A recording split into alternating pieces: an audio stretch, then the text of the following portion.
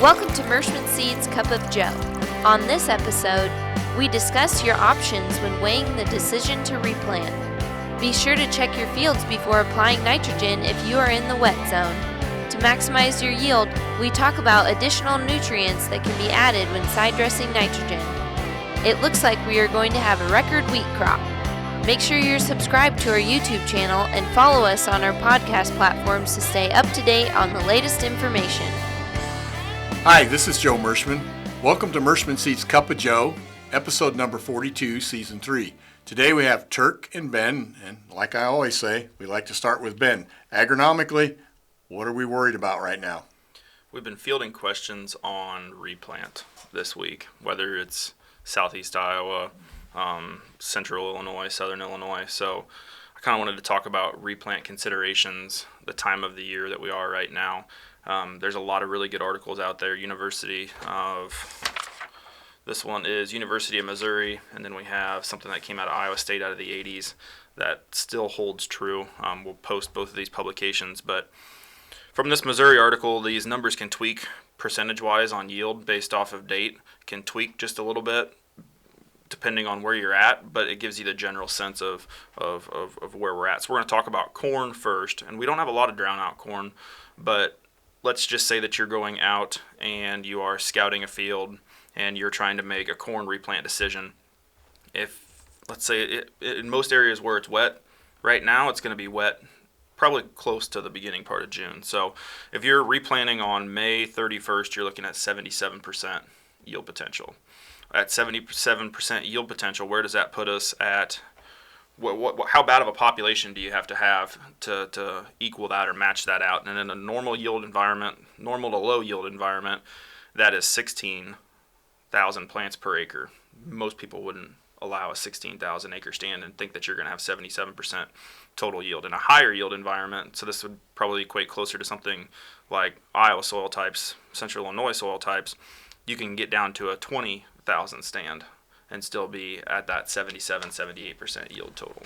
That's making some assumptions, though, about the flex of the hybrid. Now, would that hold true with the Stein shorter style hybrids? It's going to change it just a little bit. You're going to want to have probably a little bit more population out there, 10 to 15% higher stand with the Stein products like we talk about anyway. Right. So you could take that 16 or 20,000 and you throw 15% higher on top of that. So what does that put you? That puts you at another 3,000 to 4,000 on top of those numbers that we're looking at now. But there's a lot of stands out there that are higher than 26, 28,000. A lot of the guys that got in and planted in that April 25th time frame, their stands are up. I'm not too terribly concerned about the corn, but I just wanted to bring up that fact that the stands can be incredibly low for a June 1st time frame and still equal out or be better than where we're looking at. So yeah, it's a very emotional time. Right now farmers are looking at these prices, and they're wanting to capitalize on it because the inputs for the most part are based on last year's costs, and so this is the year that farmers got to hit that home run when it comes to profit per acre, and a good stand has to be there to maximize yield. So correct. So let's switch gears and let's talk about soybeans a little bit.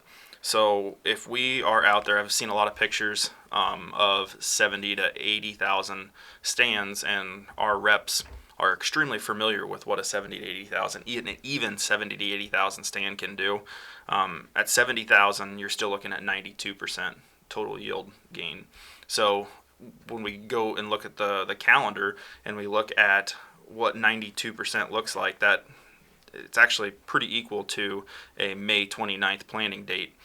If we're down to a 40,000 yield stand, it drops to a 73%. Well, we can still get a 73% yield clear out till June 26th. So soybeans a little bit more flexible. What I'm getting at is you can have a really low soybean stand as long as it's evenly spaced and you don't have more than foot and a half gaps out in that field. You're going to worry about weed control a little bit, or you're going to have to pay extra special attention to weed control. But even at very low populations, we can still raise really, really high yielding soybeans. The rule of thumb from the 80s on has been 2.5 beans per foot a row is at the point where you should destroy that stand. And it's in 30-inch rows. But I feel that if you've got 60,000 plants, I wouldn't tear that stand up, provided you have weed control. But again, it varies a little bit with the soil types. I know that if you don't have shading in certain soil types, it can have moisture issues and things like that. But you are right, Ben. And I've said this before. In the production of new soybean varieties, they'll plant 6 pounds per acre, which would be about 18,000 plants per acre, and they can still yield 75% of normal at 18,000 plants per acre.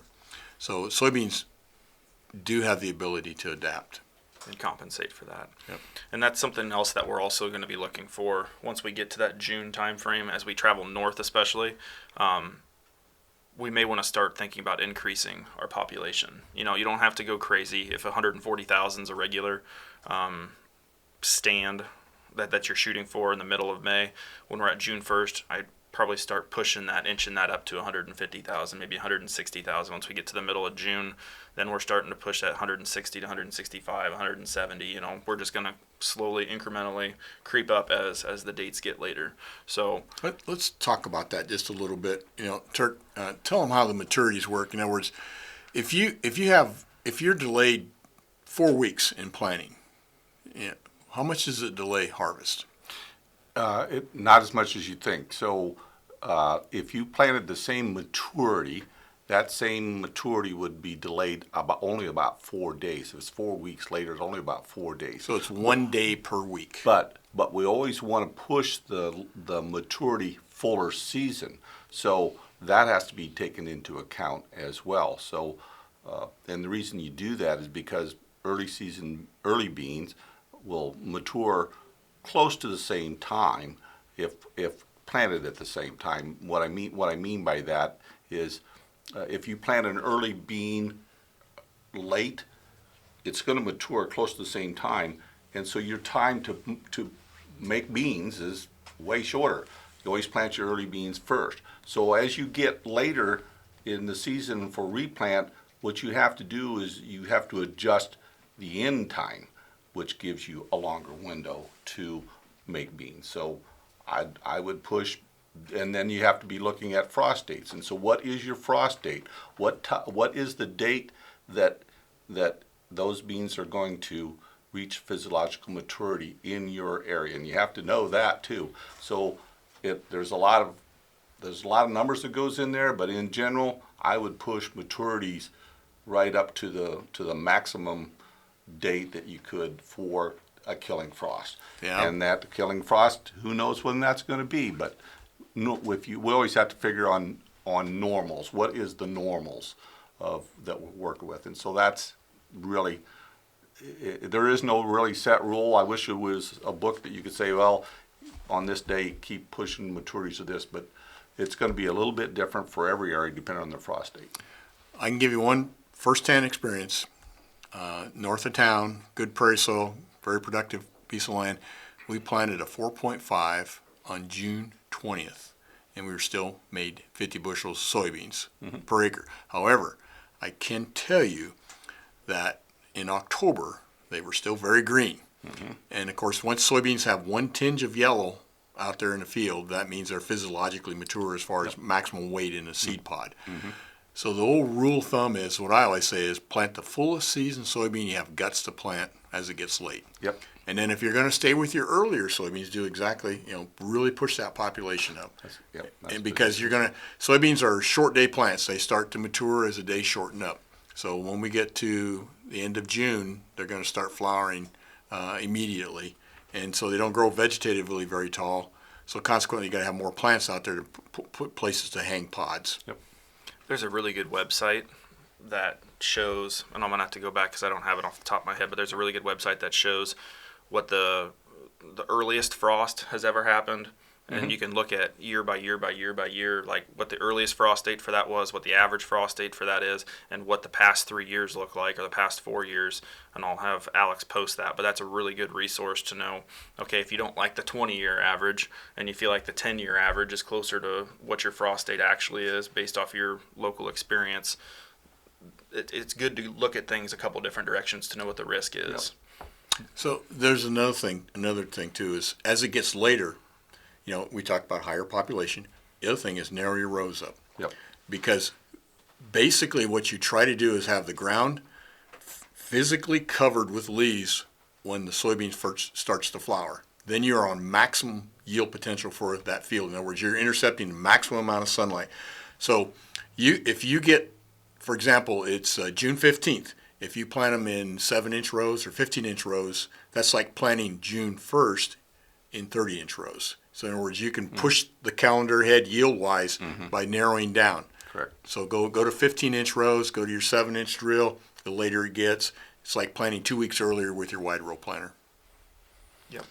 Lots of tricks to consider when you're looking at replanting the later it gets. And I wouldn't consider us to be late by any means right now. So I wouldn't be making a lot of adjustments to anything right now. But as time goes on, we're going to start having these conversations more for sure. Yep, and the areas that are looking at replant are saturated right now, and it's going to take 7 days to get to the next 7 days of decent drying to get to these decisions, and we're getting closer to the 1st of June. It'll be the 1st of June, and time to start considering It is increased populations. very strange year. North of us, north of the West Point latitude, extremely dry. They got a little bit of rain on top, but powder below it. And then you go in the central slice, it's a monsoon. I mean, we got water standing and just starting to move off the fields. And then you go extremely southern part of our territory, and then they're back in the field planting again. So I've never seen a year quite like this where we have wet north, or dry north, wet in the middle, and dry south. That's just crazy. You got some numbers on that, don't you, Ben, on how much rainfall we are above normal here? Yeah, if you look at West Point, Iowa, the average for West Point, Iowa is 9.11 inches of rain for average, and we are at since April, and where we're at right now is 14.71.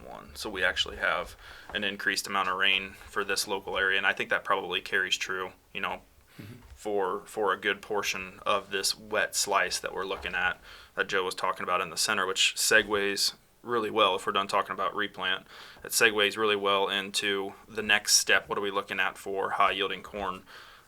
If you do have it in the ground, if you have the stand established and that's looking there, for me, it's time to start looking at your late spring nitrate test. So I was out in the field this morning, and corn planted on the 23rd of April is at V3, which puts us approximately 2 weeks before we're a week and a half when things dry out. Let's put it that way. When things dry out, we're going to start side dressing our crop and getting the next step, making sure that all of our fertility is present as we need these high yielding crops to maximize our where we're at, where our profit levels are at, I guess is what I'm getting at. So for areas that are in this wet slice that we are in right now, I'm a little bit concerned where our nitrate levels are at out in those fields, because I think that we have had waterlogged soils long enough that there is if you would leave your program, let's say you have fall applied anhydrous and you leave that program alone, we've had enough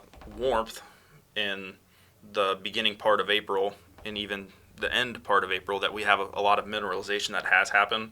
And I think that our nitrogen level with the amount of rain and saturation that we've had is actually probably either leached or denitrified off of those fields. So once it dries out, we'll definitely start running our 360 soil scan machine. But some of the numbers that I'm looking at, if you guys are running your own late spring nitrate tests before your side dressing, the Iowa State benchmarks 25 parts per million as your benchmark.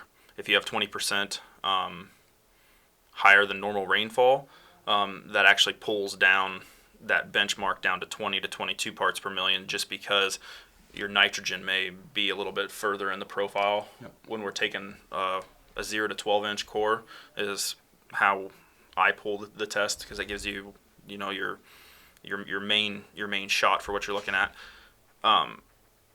So on that 20 to 22 part per million test, I imagine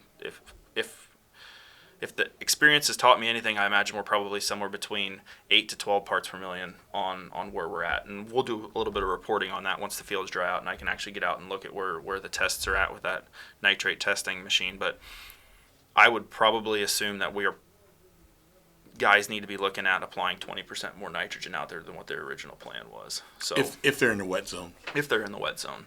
If you're in the drier zone, you've probably had mineralization. It's probably actually a good thing. You might have had a little bit extra nitrogen out there that hasn't leached or denitrified out. So we are at a point where we're 20% higher moisture, and nitrogen is not something that you want to skimp on, because that's the quickest way to kill a corn crop or reduce your yield is when you hit tassel time and that corn plant's already firing from the bottom. So the rest of all of our farmers out there, if you look at your local rainfall and it's 20% above normal, you need to be thinking about extra nitrogen. Correct.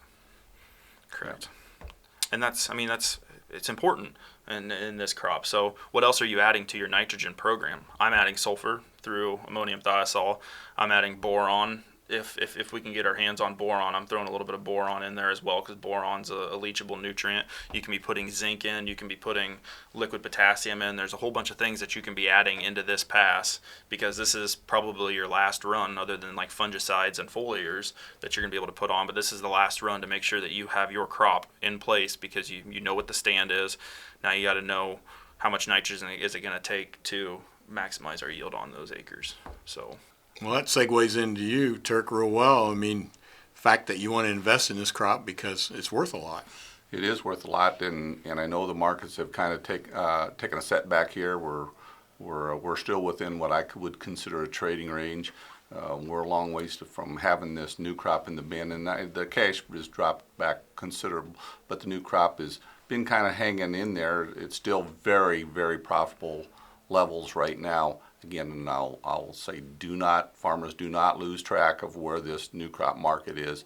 There's huge demand for this new crop. China's been buying a whole bunch of this new crop, the crop that we're putting in the ground right now. So they're hoping that we produce this crop. The trade's hoping we produce this crop. That's why the prices are where they're at. And we've got a long ways before the crop's in the bin. We've got 2 more shots. The weather at tasseling time is going to be critical, and the trade's going to be watching that very close. And then they'll be watching very closely on when that first frost date's predicted. So this long-range forecast is going to be watched very, very closely. We're kind of getting things wrapped up on getting the crop in the ground right now, in spite of all the wet weather that we've had in some areas. But things are getting wrapped up, so we're going to be switching more to a weather market than we are watching those things, and then they'll be watching the weekly progress reports very closely as well on how's the stand look and how's things look. But there's some areas there are some troubled areas for sure, and as I heard on the way in this morning that they did a wheat tour last week, and they're looking at record wheat crop out in Kansas, and you're going to look after we leave this taping. You're going to go look at some seed production fields. What's your thoughts, Ben? We got a record wheat crop around here too? Yeah, I think the wheat crop is probably going to be the best it's been in the past 5 years, pretty easily. Given frost is the big consideration that I heard, that they had record wheat crop in certain spots, but they also had some failures in others where the frost may have knocked some of the earlier varieties. We made it through that portion for all of our seed production, so I'm not terribly concerned. But the wheat tour said that it's the highest wheat yields in 20 years in Kansas. So, and in spite of that, wheat's still not going crazy. Because it hasn't set back a lot because of the demand for corn and soybeans is basically holding wheat up too. There's an old saying that wheat always tops corn when it comes to price, because it's got more protein, therefore they can afford to pay more for it. So we're the only country in the world that primarily uses wheat for human consumption as opposed to a feed grain. So you look at the wheat price; it had a 7 in front of it for December market. So. 701 or something like that. We looked at it middle of the week. So, and then with the moisture that we have, for the most part, where the wheat's grown, very, very much a potential to double crop Yeah. and increase those supply of acres again on soybeans. So lots of things to watch. Anything else? That's what we have for this week. Well, I've got two really good corny jokes for this week. See what? Oh, again, you have to be the judge, not me, because maybe I'm not a very good judge. But anyhow, this one here is, what did the cow say when the other cows were gossiping about her? What did the cow say when the other cows were gossiping about her? I heard that. Okay. Now I'm just warming you up now. This one here I really like because my son grows vegetables in his garden and my wife, and this one here made sense to me. Why did the cucumber call 911? Why did the cucumber call 911? It was in a pickle. How come I'm the only one laughing? Anyhow, that's it for this week. We appreciate your watching us and putting up with my corny jokes, but hopefully some of the information we gave you will help make your operation more profitable. As always, we thank you for your business, and we'll see you next week. Thanks for listening to Mershman Seeds Cup of Joe.